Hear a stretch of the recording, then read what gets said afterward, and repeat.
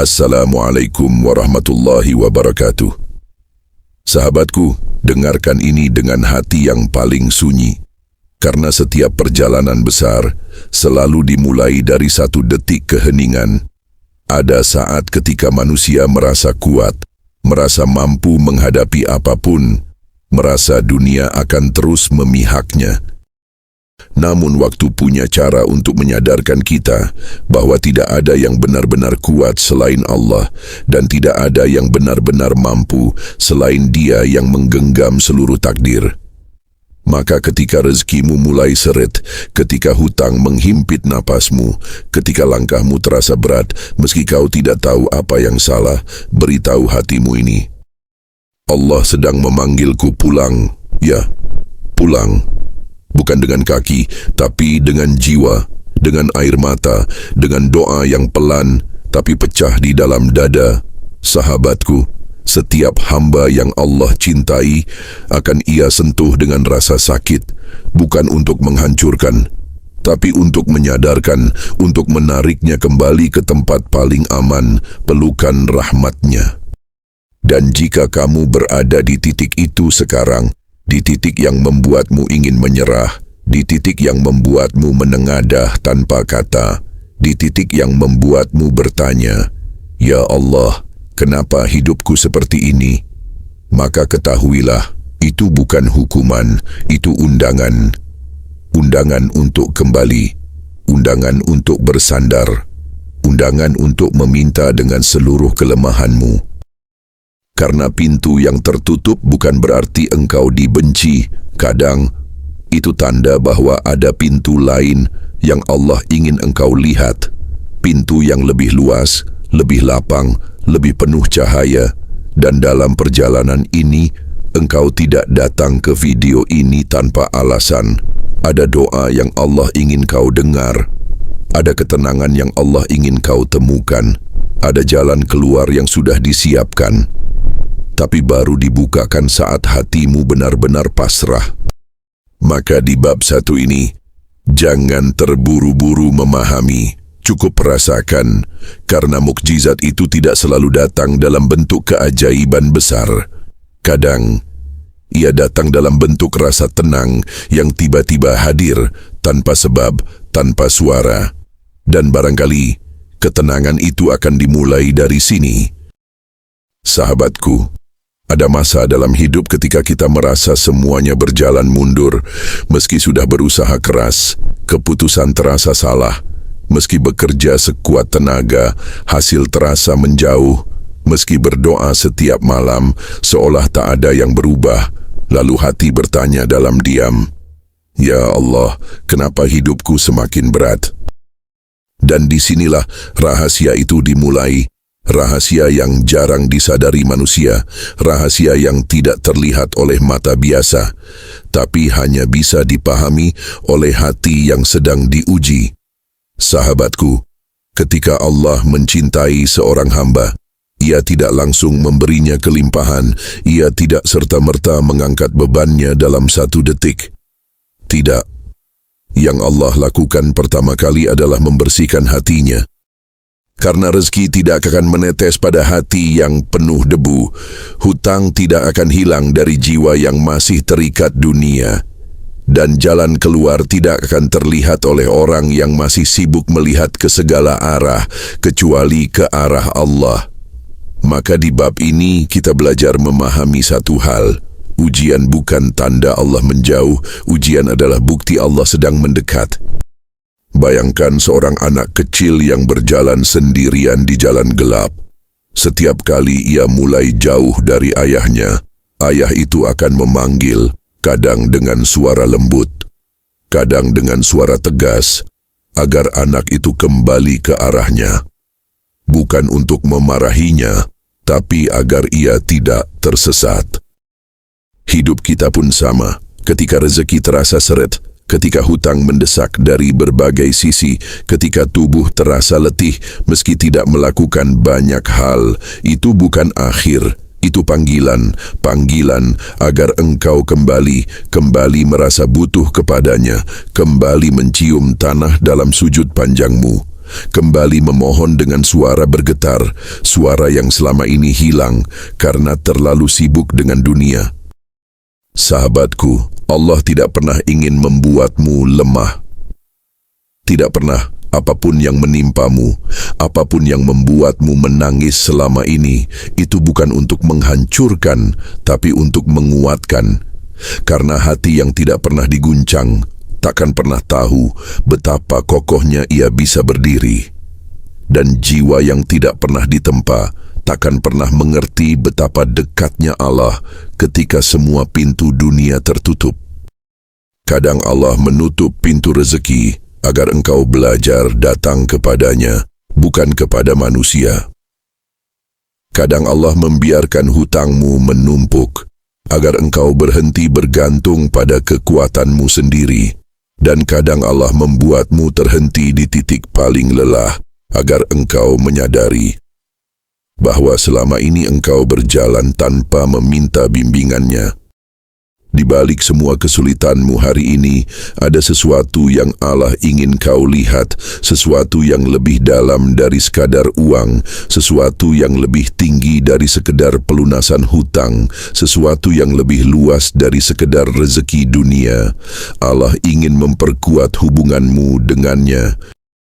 Karena ketika hubungan itu menguat, rezeki akan datang, hutang akan lunas, jalan keluar akan terlihat, pertolongan akan tiba tanpa kau duga, dan hidupmu akan berubah bukan dari arah yang kau sangka, tapi dari tempat yang tidak pernah kau bayangkan.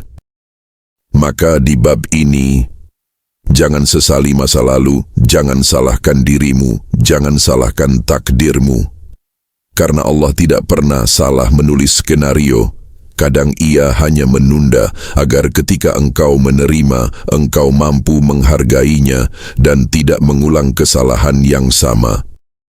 Ujianmu bukan bukti Allah membencimu. Ujianmu adalah bukti bahwa Allah masih peduli, masih ingin menuntunmu, masih ingin mengarahkanmu, masih ingin mengangkatmu ke tempat yang lebih tinggi. Dan perjalanan itu baru saja dimulai. Ada satu rahasia besar dalam setiap perjalanan hidup seorang hamba. Tidak ada doa yang hilang. Setiap doa yang terucap pelan, lemah, sambil menahan air mata sekalipun, selalu naik ke langit dan disambut oleh para malaikat.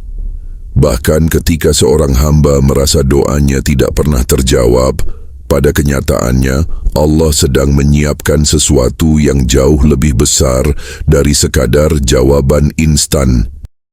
Dalam bab ini kita memasuki fase spiritual yang paling indah, fase di mana doa mulai mengubah keadaan, bukan hanya di bumi, tetapi juga di langit. Sebab Allah sendiri berfirman bahwa Dia dekat, bahkan sangat dekat, kepada hamba yang memohon dengan keyakinan. Banyak orang berdoa, tetapi tidak semua menyertakan hatinya. Ada yang berdoa hanya sebagai rutinitas, ada yang berdoa sambil berharap-harap ragu. Namun, ketika seseorang berdoa dari lubuk hatinya yang terdalam, ketika ia benar-benar merasa tidak punya tempat lain untuk bersandar, disitulah doa berubah menjadi kekuatan dahsyat yang mengguncang takdir. Pada titik ini, seseorang tidak lagi sekadar mengucap doa, tetapi ia mulai menyerahkan dirinya. Ia membiarkan Allah mengurus urusannya. Ia berhenti memaksa hidup berjalan sesuai rencananya dan mulai merelakan Allah memilihkan jalan terbaik. Inilah titik balik yang jarang disadari, titik ketika langit mulai bergerak. Doa, dalam pandangan para ulama, bukan hanya permintaan. Doa adalah bukti ketergantungan seorang hamba kepada Rabb-Nya. Ketika seseorang mengangkat kedua tangannya dan berkata, "Ya Allah, aku butuh Engkau lebih dari apapun di dunia ini," maka saat itu pula Allah menundukkan seluruh kehidupan untuk mendekatkan kebaikan kepadanya. Para malaikat mencatat setiap harapan, setiap keluh kesah, bahkan setiap gumaman yang hanya terdengar oleh hati sendiri. Doa seorang hamba yang sedang dihimpit kesulitan hutang sangat istimewa di sisi Allah. Sebab dia berdoa dari keadaan paling lemah, namun dengan harapan paling besar. Disinilah letak keajaibannya. Ada doa yang Allah kabulkan cepat karena hambanya membutuhkannya sekarang. Ada doa yang Allah tahan sejenak karena waktunya belum tepat. Ada doa yang Allah simpan sebagai pelindung dari bahaya yang tidak kita ketahui. Dan ada doa yang Allah ubah menjadi jalan rezeki yang tidak pernah terlintas di pikiran kita sebelumnya. Namun, tidak ada doa, tidak satu pun, yang sia-sia. Ketika seseorang mulai memperbanyak zikir, ketika ia memperbanyak salawat, ketika ia memperbanyak istighfar, ketika ia mulai menundukkan hati dengan pasrah, maka saat itu pintu-pintu langit yang tadinya tertutup perlahan mulai terbuka. Bayangkan seperti sebuah pintu yang berdebu karena lama tidak dibuka. Semakin sering seseorang mengetuknya, semakin jelas suara ketukan itu terdengar. Demikian pula doa. Semakin seseorang merapalkan nama-nama Allah, semakin lembut dan indah doa itu naik ke langit. Ada kalanya hati terasa hampa. Ada kalanya doa terasa seperti tidak terdengar. Namun justru di saat seperti itulah doa menjadi paling kuat. Karena di balik keheningan itu, Allah sedang memurnikan niat hambanya. Karena terkadang, sebelum Allah mengubah keadaan kita, Allah terlebih dahulu mengubah hati kita. Saat seseorang berdoa dengan akidah yang benar, dengan keyakinan bahwa Allah Maha Melihat dan Maha Mendengar, maka ia sedang menulis ulang masa depannya. Doa bukan hanya harapan, doa adalah fondasi kehidupan seorang mukmin. Dan pada akhirnya, hamba akan melihat bagaimana masalah yang dulu begitu besar perlahan mulai mengecil. Bagaimana jalan yang dulu tertutup satu persatu terbuka. Bagaimana hati yang dulu penuh gelisah tiba-tiba dipenuhi ketenangan. Bagaimana rezeki yang dulu tersendat mulai mengalir tanpa diduga. Sebab ketika doa sudah mengetuk pintu langit, maka yang tersisa hanyalah menunggu saat Allah berkata, kun fayakun. Ada satu kenyataan yang sering luput dari hati banyak manusia. Setiap ujian yang datang sebenarnya adalah undangan lembut dari Allah.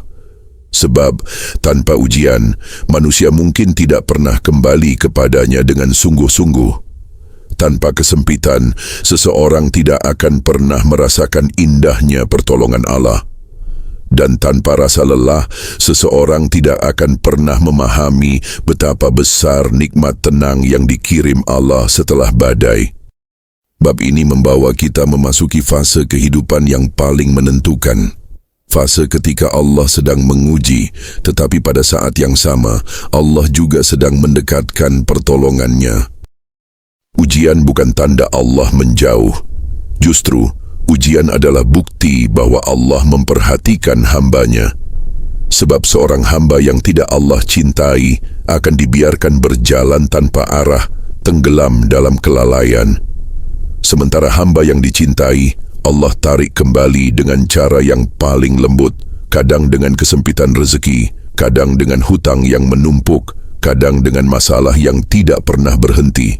Semua itu bukan untuk menghancurkan, tetapi untuk membangunkan. Perhatikan kisah Nabi Yunus alaihi salam. Allah tidak membiarkan beliau hanyut dalam kegelapan perut ikan tanpa maksud. Justru di sanalah, di tempat paling sempit dan gelap yang pernah dialami seorang manusia, Allah membuat sebuah keajaiban. Doa Nabi Yunus naik ke langit, menembus 3 lapisan kegelapan, hingga para malaikat berkata, "Ini adalah suara hambamu yang biasa, engkau dengar suaranya dalam keadaan lapang." Ini adalah pelajaran besar. Doa terbaik sering lahir di tempat paling sempit. Pertolongan terbesar sering hadir saat kita merasa tidak punya siapa-siapa. Mungkin saat ini pendengar berada dalam kondisi terhimpit hutang. Setiap malam sulit tidur, setiap pagi bangun dengan kepala berat, pikiran penuh tentang bagaimana menutupi satu tagihan dengan tagihan lainnya. Ada yang dikejar-kejar penagihan, ada yang dituntut keluarga, Ada yang malu karena tidak mampu memenuhi kebutuhan rumah. Namun ketahuilah satu hal, Allah tidak pernah membiarkan hambanya jatuh tanpa perlahan menyiapkan tangan untuk mengangkatnya kembali. Setiap kesedihan, setiap kesempitan, setiap tekanan, semuanya adalah bagian dari rencana besar yang Allah tulis untuk meninggikan derajat seseorang, memperkuat hatinya, dan memurnikan keimanannya. Ketika seseorang sedang diuji dengan rezeki, sebenarnya Allah sedang menyentuh hatinya. Allah ingin ia kembali, Allah ingin ia berbicara kepadanya. Allah ingin ia memohon, menangis, mengakui kelemahannya. Karena hanya hamba yang dekat yang akan berbicara kepada Tuhannya dengan hati yang terbuka. Di bab ini, kita belajar bahwa ujian bukanlah pertanda kehancuran, tetapi pertanda bahwa Allah sedang bekerja dalam hidup kita. Ada pintu yang akan dibuka, ada jalan yang akan Allah mudahkan, ada rezeki yang sedang dipersiapkan, tetapi semuanya hadir setelah hati melewati proses dibersihkan. Kadang Allah menunda rezeki seseorang bukan karena Allah tidak ingin memberinya, tetapi karena ada sesuatu yang harus diperbaiki lebih dulu. Mungkin hati yang masih keras, mungkin amal yang belum konsisten, mungkin rasa syukur yang belum tumbuh, atau mungkin ada sesuatu yang Allah ingin jauhkan sebelum memberikan sesuatu yang lebih besar. Allah adalah Rabb yang maha teratur. Tidak ada satupun urusan hamba yang Allah biarkan tanpa perhatian. Bahkan ketika seseorang menangis sendirian di ujung malam, Allah melihatnya. Ketika seseorang memohon dalam sujud sambil berkata, "Ya Allah, aku benar-benar tidak sanggup lagi." Maka saat itu pula Allah mendekat, lebih dekat daripada sebelumnya. Ujian rezeki adalah jalan untuk mengembalikan seseorang pada posisi terbaik, bergantung hanya kepada Allah. Dan ketika hati sudah benar-benar kembali kepadanya, ketika seseorang menyadari bahwa tidak ada pemberi rezeki selain Dia, ketika seseorang pasrah sambil tetap berusaha, ketika seseorang menerima takdir sambil tetap berdoa, maka saat itu pintu-pintu kebaikan mulai bergerak. Allah mengubah keadaan dengan cara yang tidak disadari. Ada pekerjaan yang tiba-tiba terbuka, ada solusi hutang yang tiba-tiba muncul, ada orang baik yang tiba-tiba menolong tanpa diminta, ada pintu rezeki yang dulu tertutup kini mulai retak dan terbuka sedikit demi sedikit. Sebab begitulah cara kerja pertolongan Allah. Diam, halus, tak terlihat, namun tiba-tiba hadir sebagai kejutan yang membuat seseorang sujud dalam syukur. Dan pada akhirnya, seseorang akan menyadari bahwa ujian yang dulu membuatnya hampir menyerah, ternyata adalah jembatan menuju takdir baik yang Allah siapkan jauh sebelum ia memintanya. Ujian bukan akhir, ujian hanyalah gerbang, dan di balik gerbang itu, ada cahaya yang Allah janjikan kepada setiap hamba yang bersabar dan terus kembali kepadanya. Ada satu amalan yang sejak dahulu dijaga oleh para ulama. Amalan yang dipercaya mampu menenangkan hati, membersihkan kesedihan, dan membuka pintu rezeki dengan cara yang tidak terduga. Amalan itu bukan sekadar rangkaian kata, melainkan cahaya yang turun dari langit, diturunkan melalui lisan para malaikat. Itulah solawat Jibril. Solawat ini bukan hanya pujian kepada Nabi Muhammad, tetapi juga sebuah jalan bagi hati untuk mendekat kepada Allah. Sebab setiap kali seseorang bersolawat, ia sedang menyebut nama hamba paling mulia yang pernah berjalan di bumi. Dan ketika nama Nabi disebut, rahmat Allah ikut turun bersama ketenangan yang mengalir dalam jiwa. Dalam perjalanan seorang hamba yang sedang terhimpit hutang, solawat Jibril menjadi penawar yang menenangkan. Karena tidak semua manusia kuat menanggung beban hidup sendirian. Terkadang, seseorang merasa seakan pintu rezeki tertutup. Usaha dilakukan, kerja dicoba, tetapi hasil tetap sama. Hari berlalu, hutang bertambah, dan pikiran terasa semakin sesak. Namun para ulama berkata, siapa yang memperbanyak solawat, maka Allah bukakan baginya pintu-pintu rezeki dari arah yang tidak pernah ia sangka. Karena solawat adalah bentuk cinta, dan cinta kepada Rasulullah adalah jembatan menuju kasih sayang Allah. Bacaan solawat Jibril sangat sederhana. Allahumma sholli ala Muhammad wa ala ali Muhammad. Ya Allah, limpahkanlah solawat kepada Nabi Muhammad dan keluarganya. Di balik kesederhanaannya tersimpan kekuatan luar biasa. Sebab, ketika seseorang menyebut nama Nabi, para malaikat pun ikut menyebut namanya. Ketika seseorang memohon agar Allah meninggikan derajat Nabi, Allah juga meninggikan derajat hamba itu dengan caranya sendiri. Para ahli hikmah mengatakan bahwa solawat Jibril memiliki kekhususan sebagai pembuka jalan. Banyak kisah tentang orang yang rezekinya seret, dagangannya berhenti, pekerjaannya hilang, tetapi ketika ia memperbanyak solawat, sedikit demi sedikit hidupnya berubah.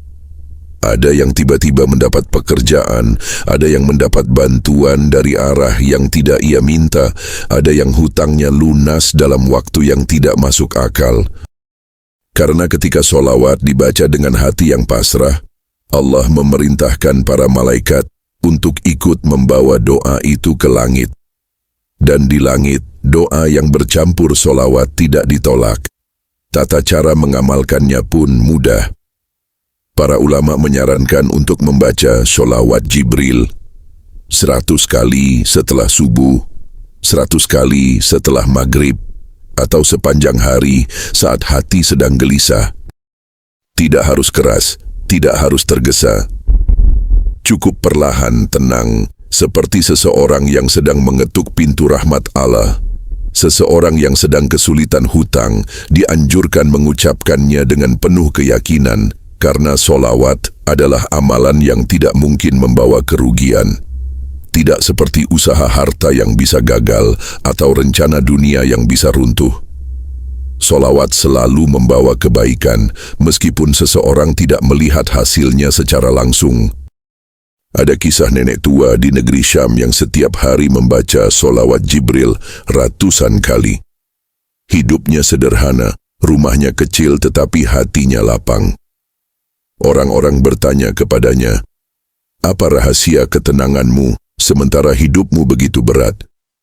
Ia menjawab sambil tersenyum, "Aku menjaga solawatku, dan setiap kali aku bersolawat, Allah menukar kesedihanku dengan ketenangan." Inilah hakikat terbesar dari amalan ini. Solawat Jibril tidak hanya membuka rezeki, tetapi juga membuka hati. Dan ketika hati terbuka, pintu-pintu langit ikut terbuka. Dalam keheningan malam, ketika manusia lain terlelap, seorang hamba yang membaca solawat sedang diiringi oleh cahaya malaikat. Setiap hurufnya naik, setiap lafaznya membawa harapan, dan setiap getaran hatinya menjadi doa yang indah di sisi Allah. Seseorang mungkin tidak menyadari bahwa di balik amalan sederhana ini, ada gerakan halus yang Allah ciptakan dalam hidupnya. Perlahan, kegelisahan hilang. Perlahan, beban terasa ringan. Perlahan, solusi muncul tanpa direncanakan. Perlahan, rezeki datang dari arah yang tak terduga. Perlahan, hutang yang dulu terasa seperti batu besar mulai menemukan jalannya untuk selesai. Karena ketika seseorang bersolawat, Allah mendekatkannya kepada rahmat-Nya. Dan rahmat itulah yang menumbuhkan jalan keluar. Pada akhirnya, amalan ini bukan sekadar membaca, tetapi sebuah penyerahan diri. Sebuah bentuk keyakinan bahwa Allah tidak pernah mengabaikan hamba yang mengingat Rasul-Nya. Sebuah tanda bahwa hati masih hidup, dan ketika hati masih hidup, maka pertolongan Allah tidak pernah jauh. Pada akhirnya, perjalanan manusia di dunia ini tidak pernah berdiri di atas kekuatannya sendiri. Ada tangan-tangan gaib yang bekerja dalam diam, ada rahasia ilahi yang bergerak tanpa suara, ada pertolongan Allah yang terkadang hadir tidak lewat apa yang kita minta, melainkan lewat apa yang kita butuhkan. Dan solawat sebagaimana ayat-ayat Al-Quran yang menjadi cahaya adalah salah satu jalan yang membuat seseorang merasakan mukjizat itu turun dalam kehidupannya. Karena ketika seorang hamba mengucap solawat, ia sebenarnya sedang menyambungkan dirinya kepada sumber rahmat terbesar yang pernah diturunkan ke bumi, Rasulullah. Dan rahmat Rasulullah adalah cermin cahaya Al-Quran. Cahaya yang mampu mencairkan hati yang beku, menenangkan jiwa yang retak, dan membuka jalan bagi pintu-pintu yang selama ini tampak tertutup rapat. Ada sebab mengapa para ulama menyebut solawat sebagai salah satu wasilah terbesar untuk memperoleh pertolongan Allah. Karena solawat bukan hanya bacaan, ia adalah zikir yang dibawa oleh para malaikat, doa yang diangkat oleh cahaya, dan nafas spiritual yang membuat seseorang kembali ingat bahwa hidupnya berada di bawah pengawasan Tuhan semesta alam. Di dalam setiap lantunan solawat, tersimpan energi kebaikan yang mengalir menuju langit, seperti doa Nabi Yunus di dalam gelapnya perut ikan, seperti air mata Nabi Zakaria ketika memohon keturunan, seperti keteguhan Nabi Musa ketika berdiri di tepi laut dengan kejaran pasukan di belakangnya. Setiap cerita dalam Al-Quran mengajarkan bahwa pertolongan Allah datang ketika hati kembali bersandar kepadanya. Begitu pula dengan solawat, ia adalah cara paling lembut dan paling halus untuk mengembalikan hati kepada tempatnya kepada Allah. Dan hati yang kembali kepada Allah tidak akan dibiarkan tersesat, tidak akan dibiarkan hancur, tidak akan dibiarkan tanpa jalan keluar. Betapa banyak kisah orang-orang yang hidupnya berubah setelah membiasakan solawat. Ada yang dipertemukan dengan rezeki tanpa diduga. Ada yang hatinya tiba-tiba lebih tenang. Ada masalah yang perlahan menemukan arah penyelesaian. Bukan karena solawat itu sendiri yang melakukan semuanya, tetapi karena solawat membuka pintu-pintu yang mengundang rahmat Allah.